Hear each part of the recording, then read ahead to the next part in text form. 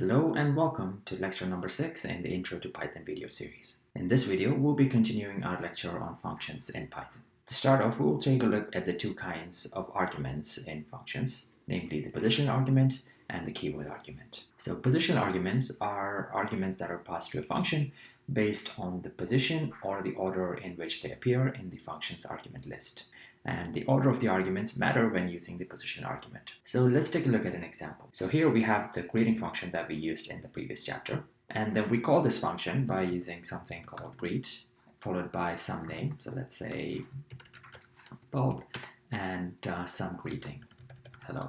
So here, the function is being called with two positional arguments. The first one being Bob, and the second one being hello. Bob corresponds to the name, and hello here corresponds to the greeting.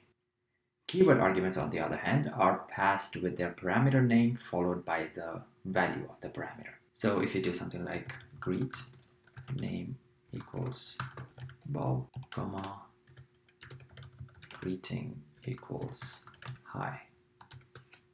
So here we're using the keyword arguments because we're using the name of the argument followed by the value that they have.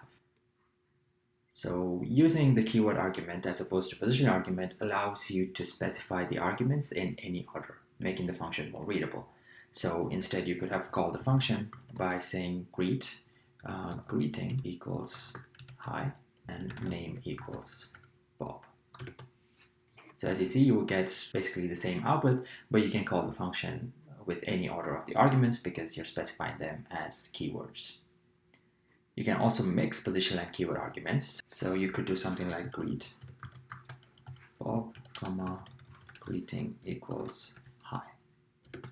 So here Bob is a positional argument and greeting is a keyword argument. However, one thing to be careful about is that positional arguments must always come before a keyword argument.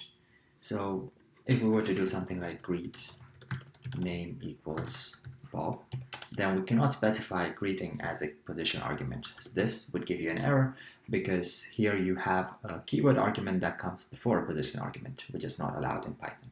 You always need to have the positional arguments occurring first, then followed by whatever the keyword arguments are, but never a keyword argument followed by a positional argument. So now let's take a look at docstrings for functions. Docstrings are strings that are enclosed in triple quotes, either single quotes or the double quotes, immediately after the function. And these strings or these docstrings serve as the documentation for the function. So let's take a look at an anatomy of a docstring. So here we have like a pseudo function definition. So you have the def keyword followed by the function name and the argument list here. So in the docstring, the first line is always a one-line summary of the function. So it basically gives you an overview of what this function does. This is followed by a detailed description, so you can get into some details of exactly how this function operates. And then it's followed by a list of arguments. So you have arg1 and it tells you what arg1 does. And then you have arg2 and it tells you what arg2 does. And finally, you have a return followed by a description of what the return value is. So let's take a look at a more concrete example. So here we have a function to calculate the area of a rectangle given the length and the width.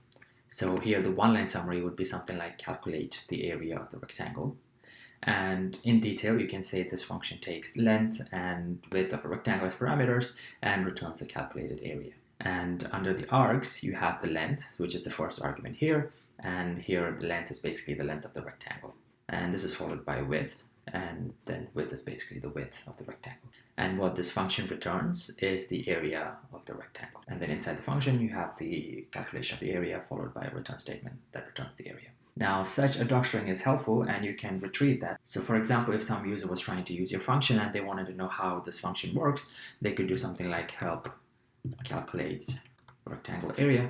And then this will give you the docstring corresponding to this particular function. You could also do something like print dot underscore underscore doc underscore underscore, and it will sort of give you the same function.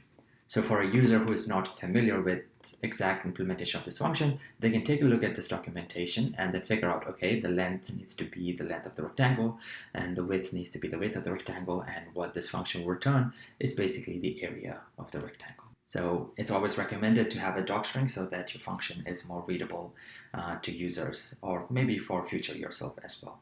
That's it for this lecture. Thank you for watching. See you in the next lecture.